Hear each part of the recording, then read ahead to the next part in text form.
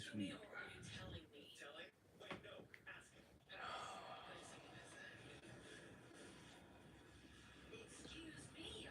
This is interesting.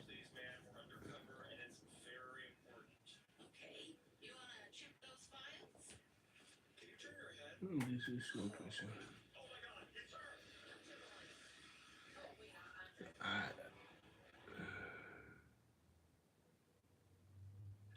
let me let me stop this.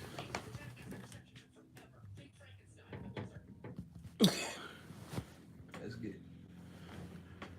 I love the sound. Can you hear the sound of my bed? I couldn't sleep. Couldn't sleep. Could not sleep.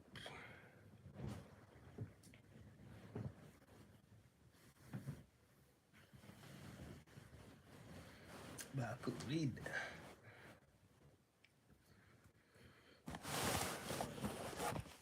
I could read.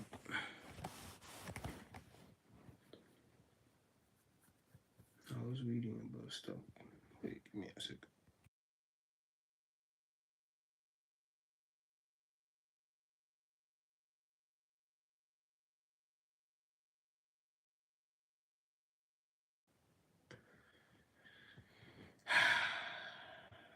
Okay, okay. Yeah, we are about to read.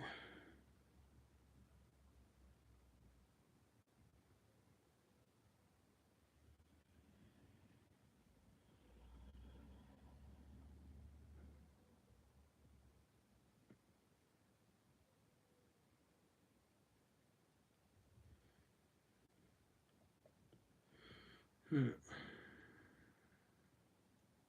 I was just learning. This won't take too long. A few days ago, a few days ago, I saw a video. Um, it was actually a very amazing video, historic.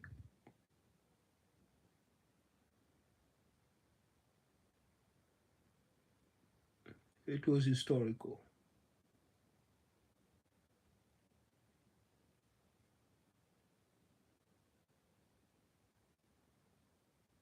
I don't have much to say about it, rather than just to speak about it. I want to speak about it. Meaning do my research about it. Maybe I had less. I lacked knowledge about it, and I want to bring awareness to people about this. It won't be anything controversial for the ones that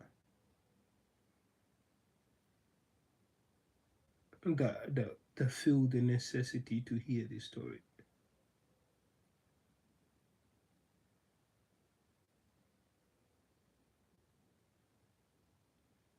It's about a tribe. People know that Israel used to have 12 tribes, but there was a tribe that got exiled around the Assyrian period. We'll talk about it.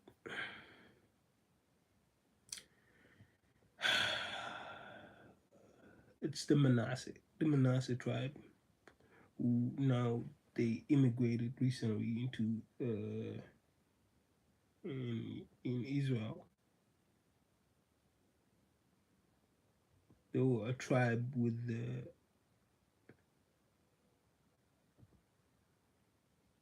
the largest population actually at that time. The Manasseh tribe. They had a large population compared to the other um, tribes, the rest of the 12 tribes.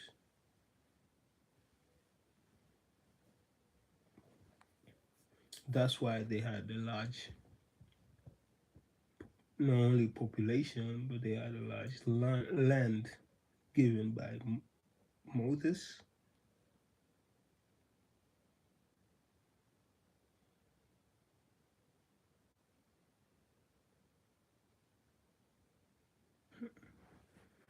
It's interesting, man. I searched up only.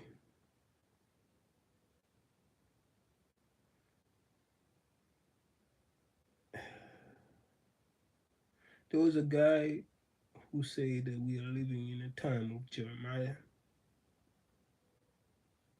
Come to think of it, that was connected. That was connected to.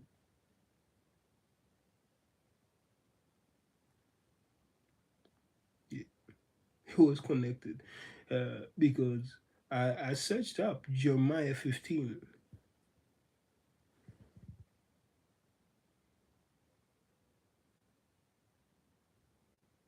Jeremiah 15. And it says, Then the Lord said to me, even if Moses and Samuel were to stand before me, my heart would not go out to this people. Damn.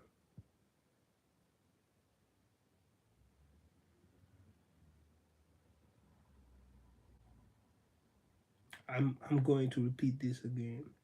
Then the Lord say to me, even if Moses and Samuel were to stand before me, my heart would not go out to this people.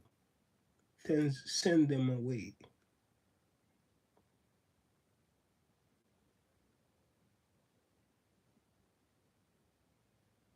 Jeremiah says, send them away from my presence. Let them go. And if they ask you, where shall we go? Tell them, this is what the Lord said. Those destined for death, to death. Those for the sword, to the sword. Those for starvation, to starvation. And those for captivity, to captivity. I will send four kinds of destroyer against them, declares the Lord. The sword to kill, the dog to draw, the dogs to drag away, and the birds, the wild, and the again. I'm gonna repeat this all over again. I will send four kinds of destroyers against them, declares the Lord. The sword to kill, and the dogs to drag away, and the birds and the wild animals to devour and destroy. I will make the I will make them abhorrent to all the kingdoms of the earth because of what Manasseh, son of Hezekiah, king of Judah, did in Jerusalem.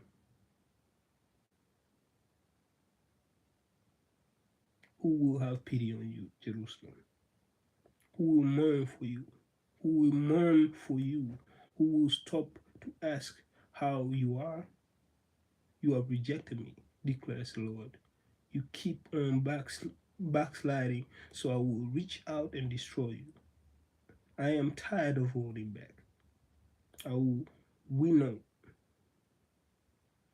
I will winnow them with a winnowing fork. In the city gates of the land, I will bring bereavement and destruction on my people, for they have not changed their ways. I will make their widows more numerous than the sand of the sea. At midday, I will bring a destroyer, and against the mothers of their young men, suddenly I will bring down on them anguish and terror. The mother of seven will grow faint and breathe her last. Her son will say, while it is still day, she will be disgraced and humiliated. I will put the survivors to the sword and before the enemies, declares the Lord. Alas, my mother, that you gave me birth, a man with whom the whole land strives and contends. I have neither lent nor borrowed, yet everyone curses me.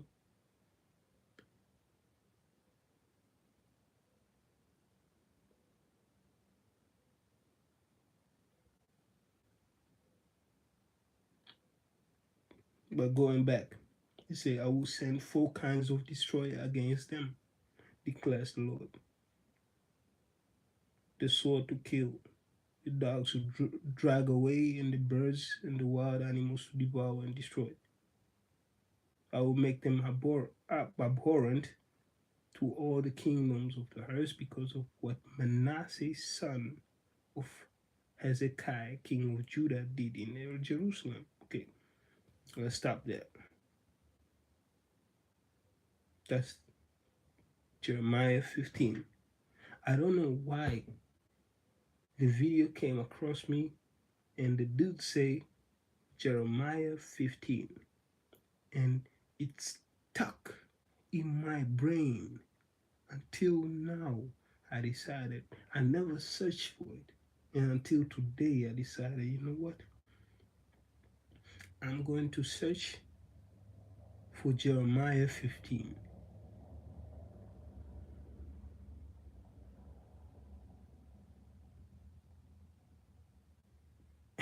The connection is so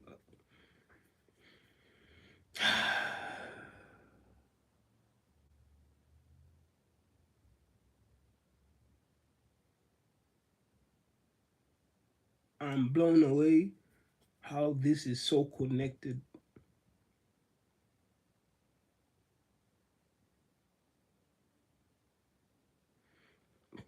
Okay, and the video I was talking about was yeah, people from they say the Manasseh. I'm not search. I don't want to confuse, give people the wrong information. Let me search up for the Manasseh tribe,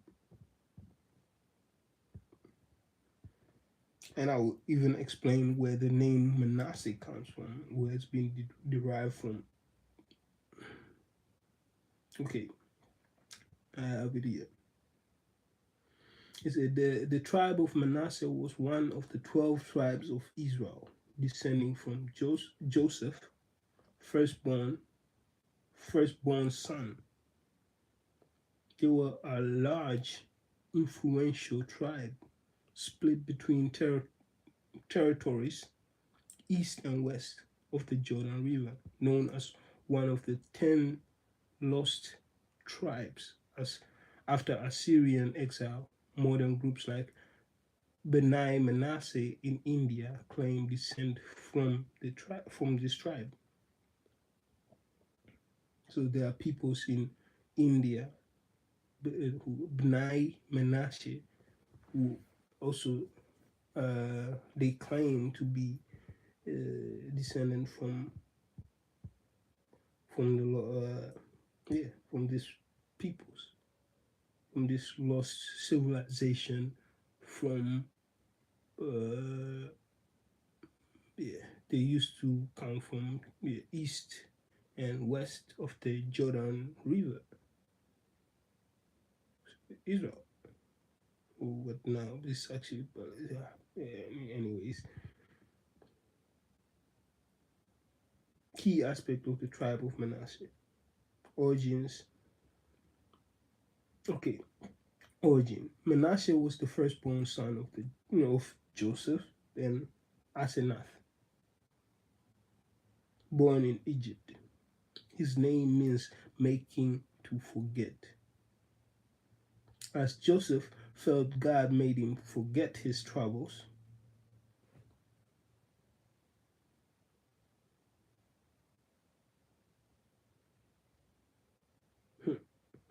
that is a very interesting take that I also need to I need to read more about it. I need to know why Joseph felt that. Why he had that thought that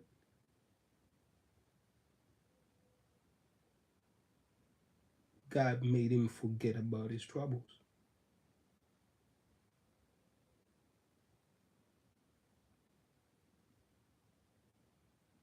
The tribe received one of the largest land allotments and half settled east of the Jordan River, Bashan and of Gilead, Gilead or Gilad. I could say that wrong. Bashan and Gilad, Gilad. My pronunciation can be terrible. And the other half settled west, adjacent to their brother tribe, Ephraim, because they had, Joseph had brothers. One was Manasseh, the other was Ephraim, and I think we'll talk about it later. But yeah, that's what that's what that's what it means. Adjacent to their brother's tribe, Ephraim.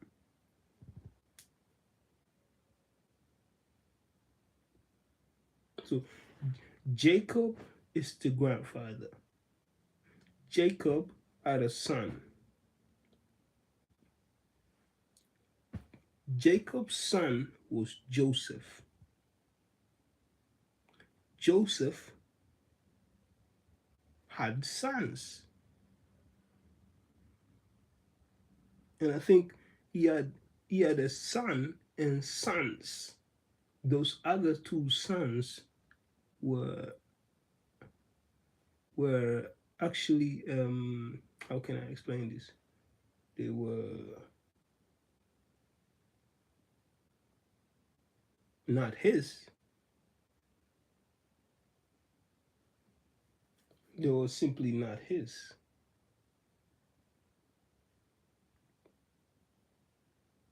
They were not his son, but still raised them.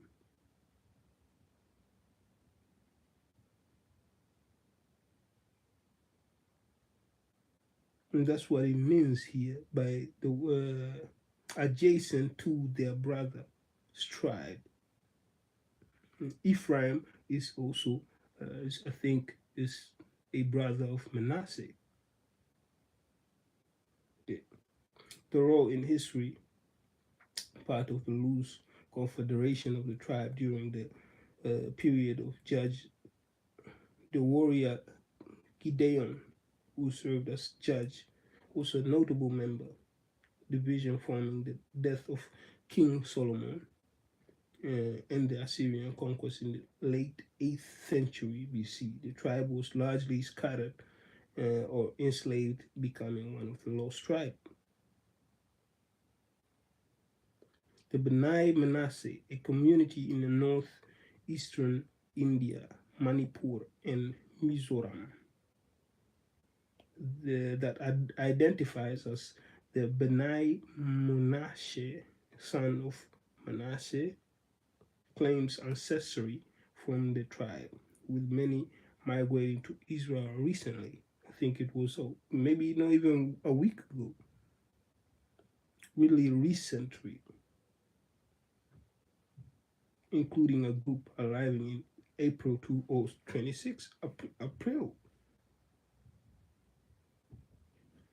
Symbolism, often associated with the Hebrew month of Sivan, represent the blending of Hebrew and Egyptian upbringing, sometimes interpreted as a bridge between communities.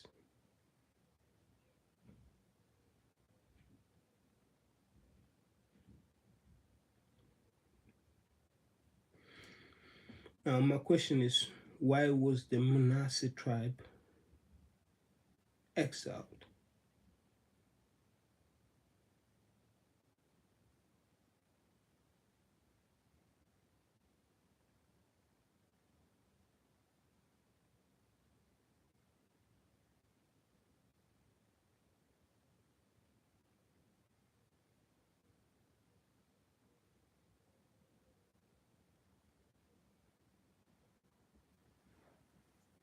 Why did they get exiled?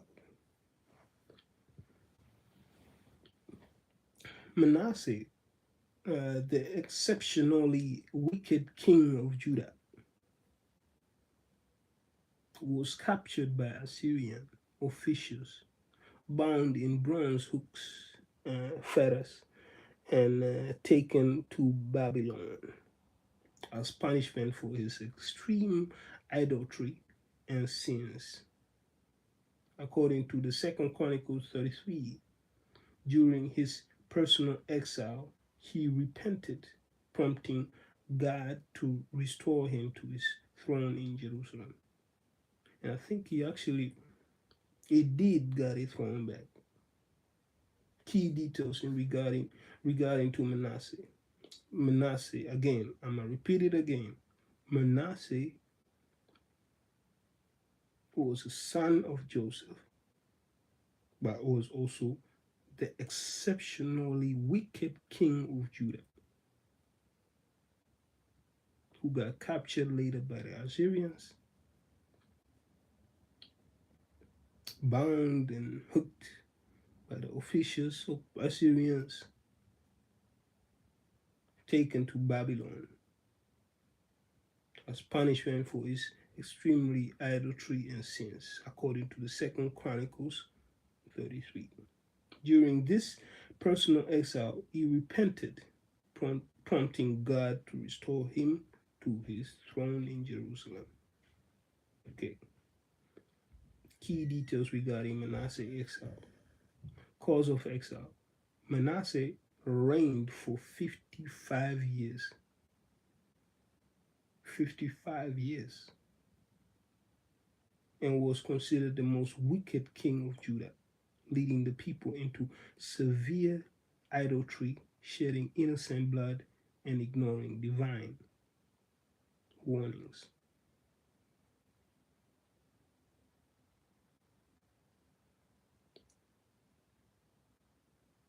The captors.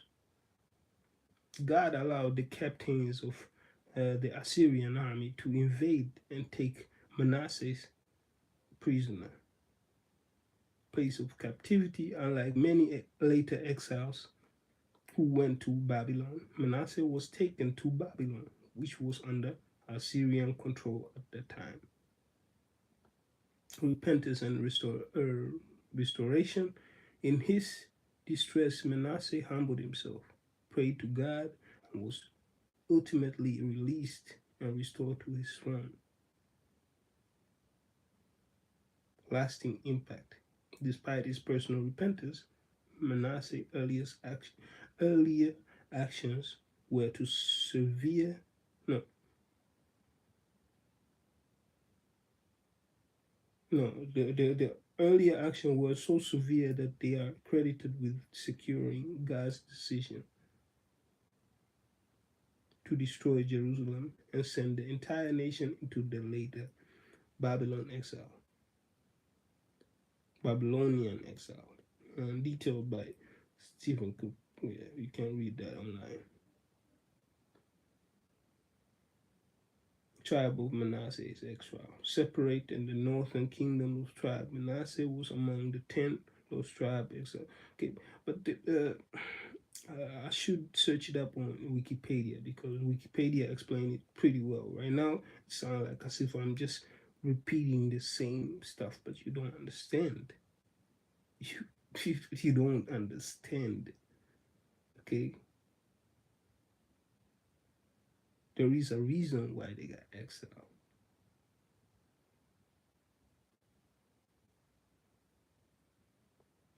There is a reason why he got exiled.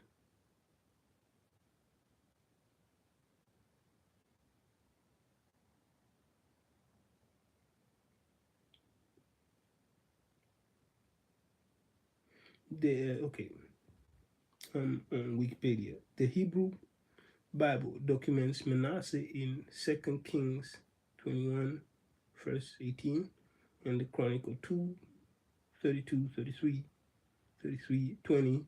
Is also mentioned in Jeremiah 15. Jeremiah 15, such a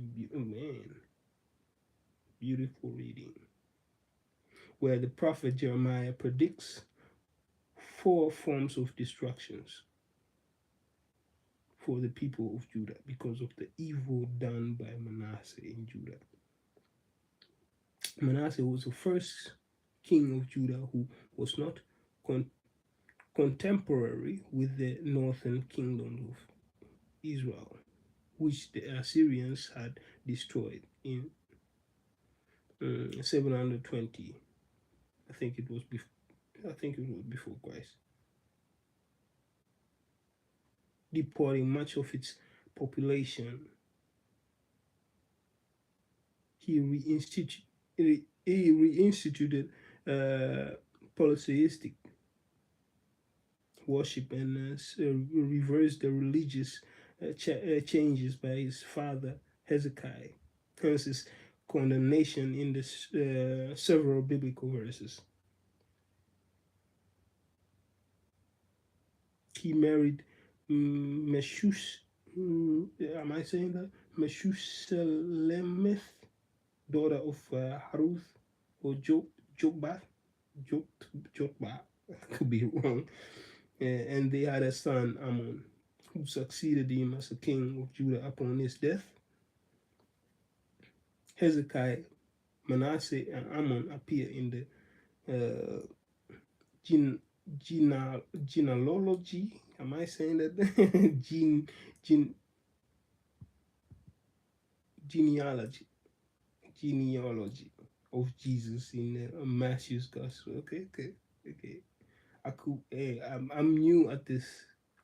At this. Oh, I'm just trying to learn, and I could be wrong with pronunciation and all this the amount of stuff that I'm reading over here. So yeah, I hope it. I hope it's meaningful to your ears. After a reign of 55 years, the longest in the history of Judah, he died in 643 BC and was buried in the garden of Uzzah, the garden of his own house, okay, and not in the city of David among his ancestors. The biblical narrative report Manasseh accessions to the throne at the time of his father's death.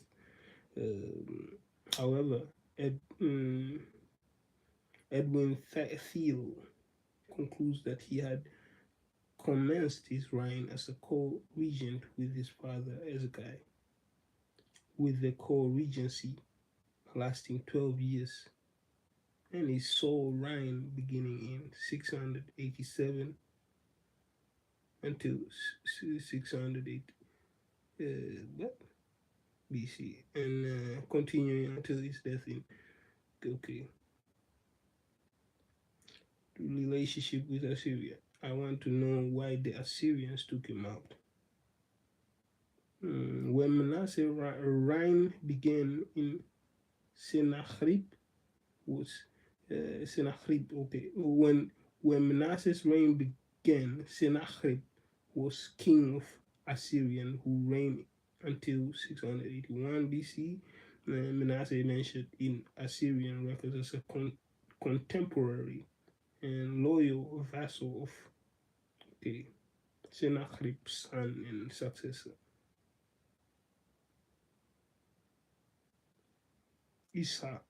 Esarhaddon. Assyrian records list Manasseh among 22 kings required to provide materials to Esarhaddon building project. Esarhaddon died in 669 BC and was succeeded by his son Ashurbanipal, who also names Manasseh as one of a number of vassals who assisted his campaign against Egypt. Okay. The Assyrian records are consistent with archaeological evidence of demographic trends and settlement patterns suggesting a period of stability in Judah during Manasseh's reign, despite the criticism of his religious policies in the biblical texts. Archaeologists such as Israel Finkelstein and Neil Asher Silberman credit Manasseh with reviving Judah's rural economy, arguing that the possible Assyrian grant of most favored nation status stimulated the creation of an export market. They argue that changes to the economic structure of the countryside would require the cooperation of the countryside arti- aristocracy, with restoration of worship at the high places and quid pro quo of this apparent devastation of the fertile, coupled with growth of the population of the highlands and the southeast of the kingdom, especially in the Beersheba Valley during Manasseh's reign, pointing to this possibility. Finkelstein has also suggested that Manasseh's extensive trade activity as a vassal of Assyrian may have provided the basis for some of the biblical stories about King Solomon great acquisitions of wealth through foreign trade relationship.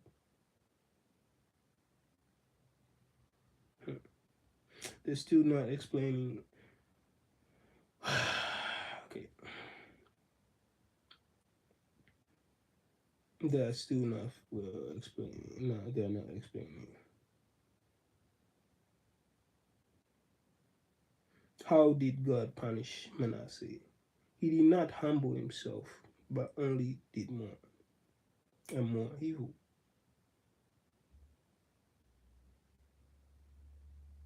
At last, it was time for judgment. God sent the Assyrian army to Jerusalem, and they captured Manasseh. They put a hook in his nose, bound him with bronze shackles, and led him to Babylon.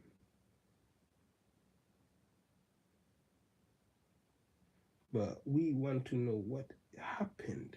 What actually what happened? There was there was some stuff that was going on.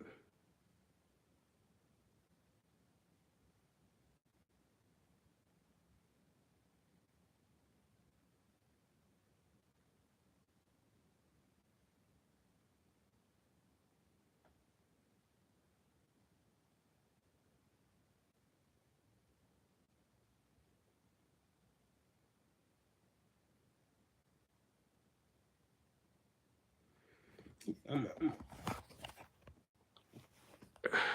I got it. I got it. I got this.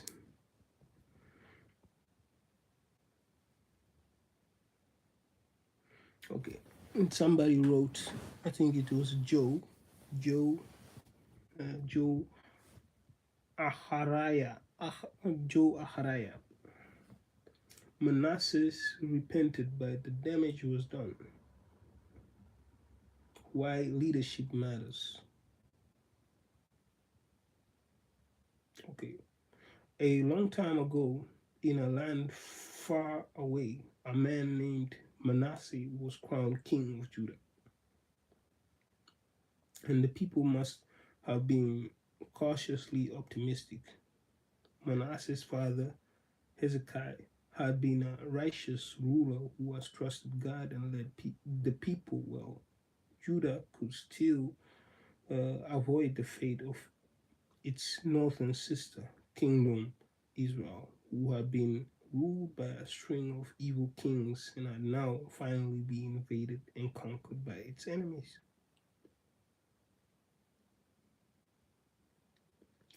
But Manasseh turned out to be very different from his father.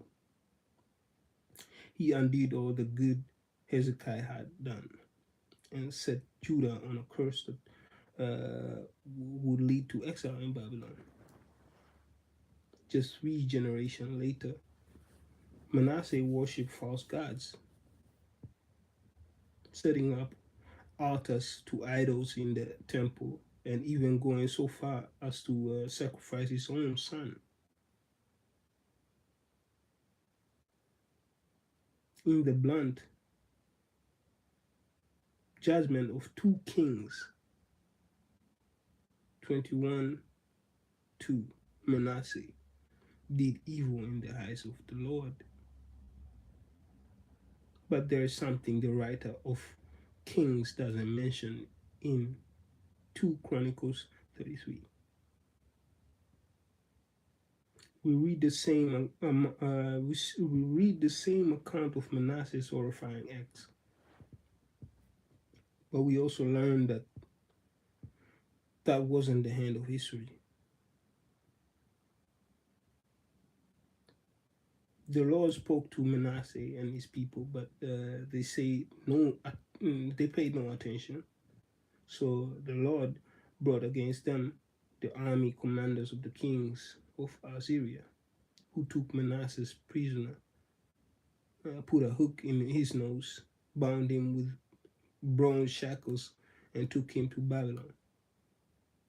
In his distress, he thought uh, the favor of the Lord, his God, and humbled himself greatly before the God of his ancestors.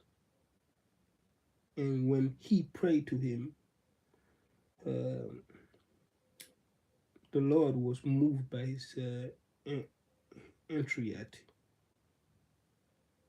and listened to his plea. So he brought him back to Jerusalem and took his kingdom. Then Manasseh knew that the Lord is God. Manasseh repented. He turned back to God, changed his way, reinstated the worship of God alone. Manasseh's restoration is an incredible example of God's forgiveness and grace. Yet, it's a little messier than that, because there is still that clear, unequivocal summary in 2 Kings and the strange omission of his later transformation, and there is still the harsh reality of Judah's defeat and exile not long after he repented. Why was Manasseh a bad king? Why was he a bad king? One man, 2 stories. The book of Kings and Chronicles cover the same period in Israel and Judah's history. They tell the story from the hand of King David's reign to the exile of God's people from the land they had been given. But these books were written at different times and for very different purposes. 1 and 2 Chronicles were written after the exile was over, when the peoples of God were released from the exile, returned to their land. The writer wanted to inspire this new generation to reconnect with their calling to be God's holy people. They picked up the high points from the history of Judah, pointing a vision of what this nation had been at its best and could be again if the people would only commit to trusting God and serving Him as their Lord. For the writer of Chronicles, Manasseh's repentance was a beautiful picture of mercy God was offering to all His people, and the chance they now had to come back to Him wholeheartedly.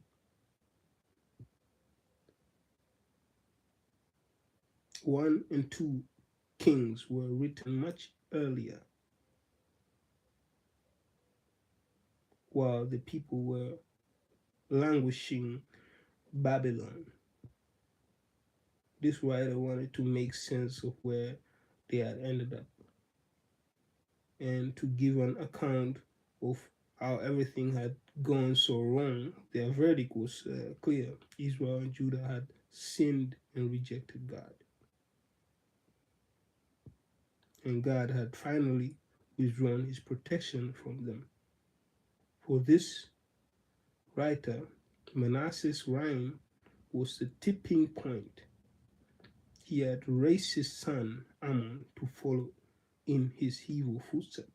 And Ammon, Ryan, continued the same destructive course, even though the next king, Josiah, did everything in his power to lead Judah back to God. The nation was by then on an irreversible course.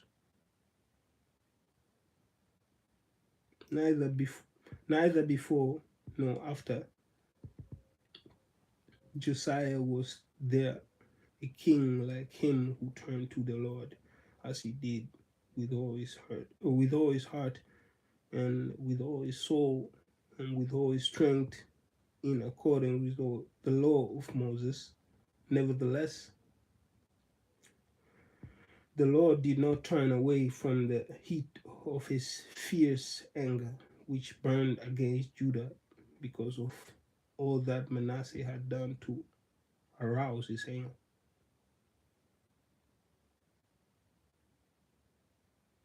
It matters who we follow. It very much matters who we follow. So was Manasseh forgiven? Yes. On a personal level, his repentance and sincere commitment to change made him right with God. But a decade long legacy is a difficult thing to tear down.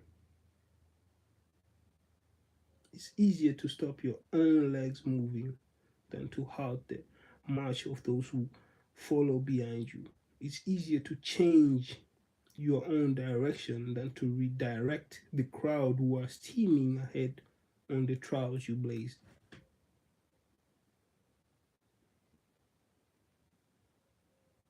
Manasseh repented and received mercy. But for the people of Judah, it was too late. The damage was done.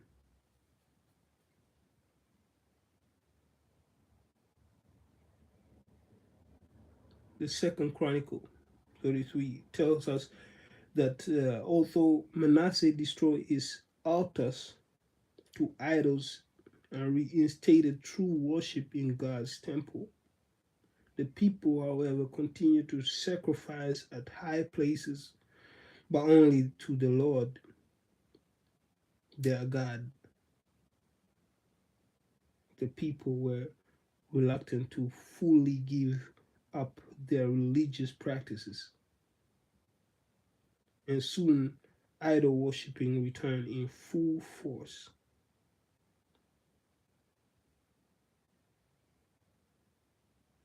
Second Chronicles 34 3. The people changed, but not enough. They turned back, but not for long. They were too far along a path that would end up in untold suffering.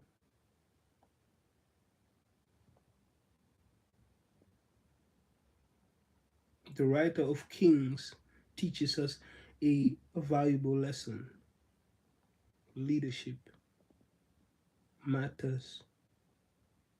Our fate is always tied to those who govern us,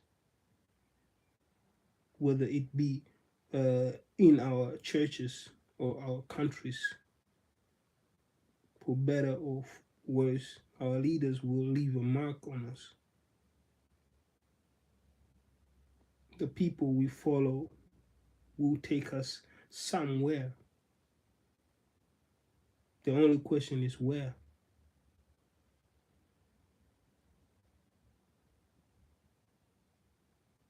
Today, most of us live in secular societies.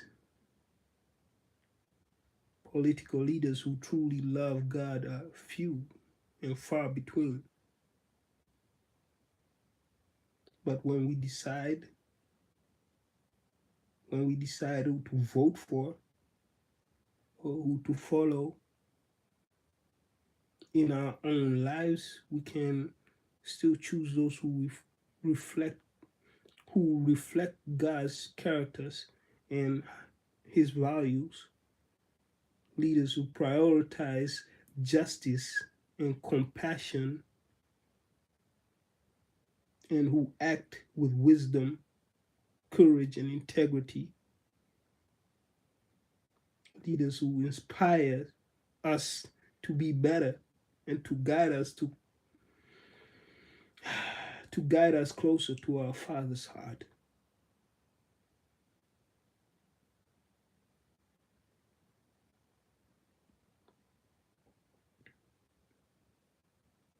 Yeah, on this book, you say, especially in our churches. It doesn't have to be any tabernacle uh, is justifiable.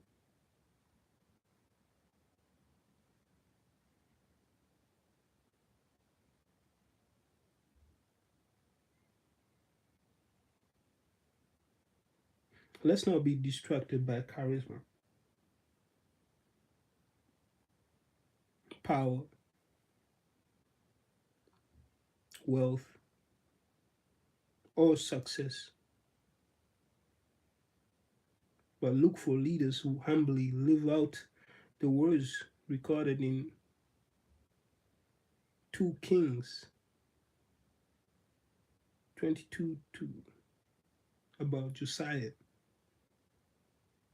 He did what was right in his eyes of the Lord and followed completely the ways of his father David, not turning aside the right or not turning aside to the right or to the left.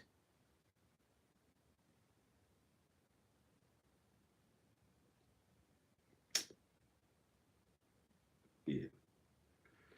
This is a this is a beautiful article that I would like anybody to read, to have the understanding of, power, why it matters uh, to have a person in power, but why it also matters why you are being picked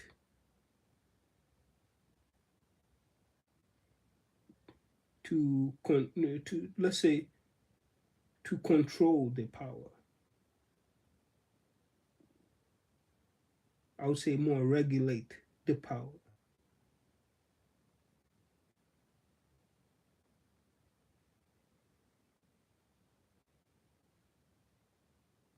Most people would tend to they would tend for the fast richness. The faster you can get rich, the better.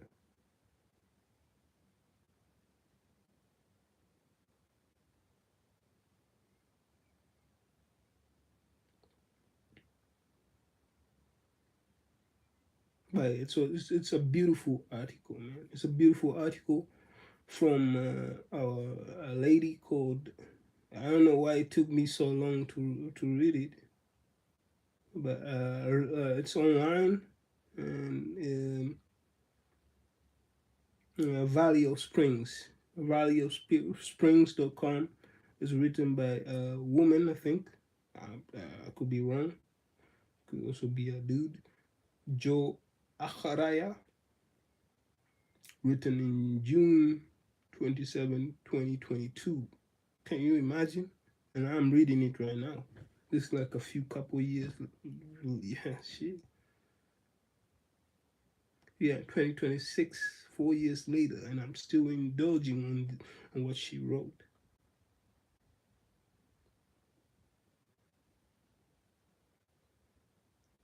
Way better, way better to read somebody's article than rather than to go on YouTube and just see the brain rot bullshit that is ongoing, and you still don't you still don't have the notion of uh, whether it's beneficial to you or not. And that's the scary part too, man. You cannot just take in the amount of stuff that is being put on to a platform like YouTube. It could have been a different platform where I would have done this, but I think it's better sometimes to ensure safety with whatever we are doing. It matters. It matters to us. It matters to if you feel like there is a necessity for you to belong, and I think you should read this. It's not a book, it's an article.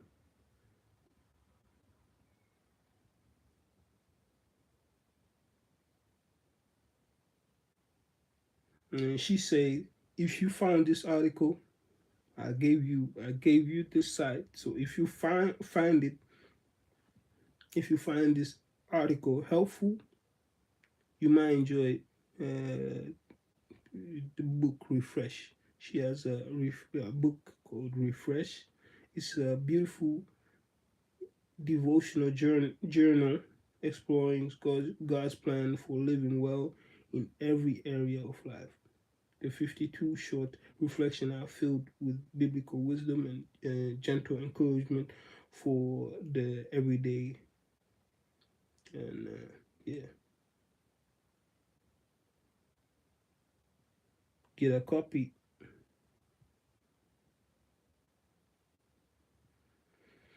Yeah, I'm not that. I know I don't. I won't. I'm not going to take the. I'm not going to get the copy of the book. But I did enjoy this what she wrote. I enjoy very much what she wrote.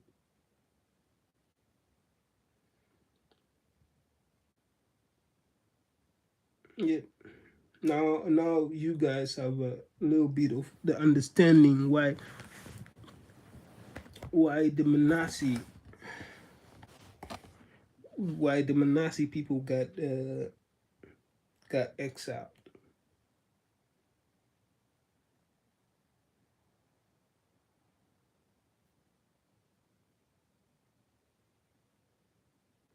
And this is all in the history, man.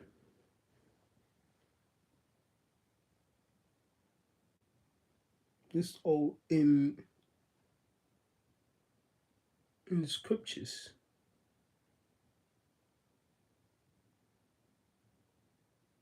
I always call it. Yeah, I always say, yeah, I call it the scriptures. I call it the book because when people nowadays when you present I don't know, a Quran or a Bible before a person, they get so confronted.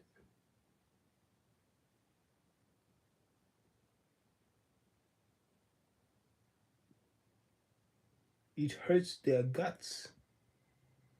You haven't read any singular word, yet it attack it attacks your spirit just to see the Bible, just to see a Quran. You would,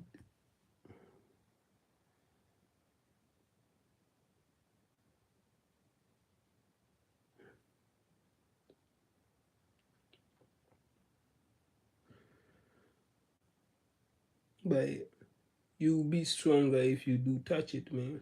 If you do indulge in it and try to have an understanding why what are they talking about. It's crazy that now I'm watching a video on YouTube, and a simple word that a singular word that a person says, Jeremiah 15, and it gets stuck in my head. And a few weeks later, 2 3 weeks later, I'm seeing another video about another lost tribe who are now entering Israel because they were a lost tribe. A lost tribe. One of the they say 10. Other people say 10. One of the 10 lost tribes. There are 12 There were 12 tribes of Israel. And so, yeah, they are a part of it. Do I want them to be back in where they're from? Yeah, it has. Why should I answer that?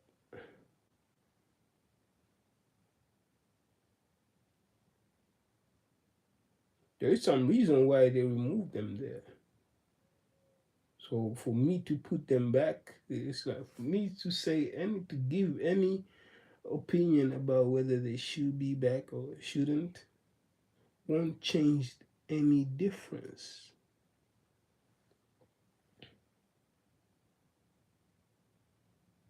It won't change nothing, man.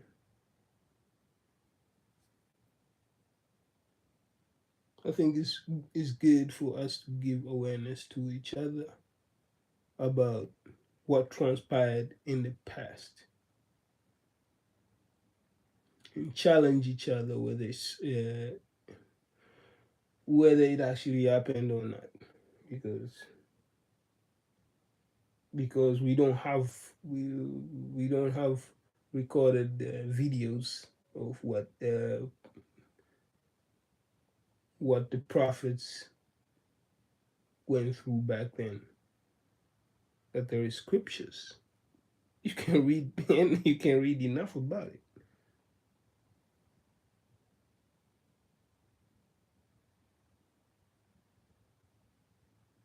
For people to even go against what is being said in the scriptures is funny. Me too. I could say like, huh?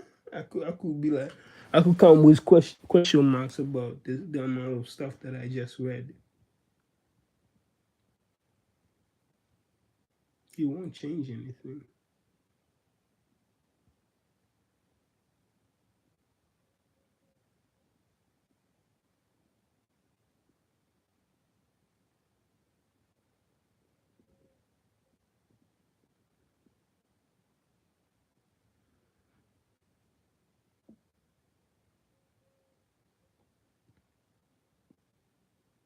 So let's not be so impudent. Hmm? Another word that I learned a few couple days. It's unnecessary to challenge one's opinion, one's argument, and definitely not a person that actually